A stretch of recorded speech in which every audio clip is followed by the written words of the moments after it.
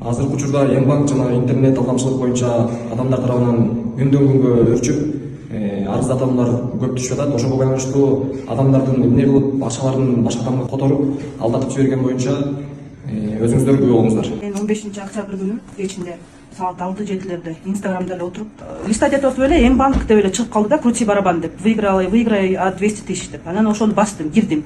Эми эчтеке деле жаман ойлогон жокмун, кирип эле бассам эле барабан экен, аны дагы бастым, оюн экен, жөн эле барабан да. Аны бассам, вы выиграли.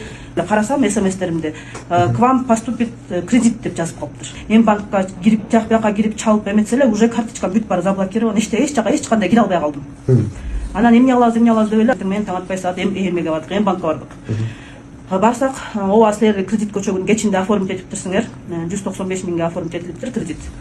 Анан мен эч кандай паспортум жок, эчтекем жок эле, подтверждение кылып мага кредит беришиптир. Бул окуялар боюнча элде дагы айрылуу жасап кетсеңиздер ушу сиздердин катаны кайталабаш үчүн. Эч кандай ссылкаларга кирбегиле, ишенбегиле.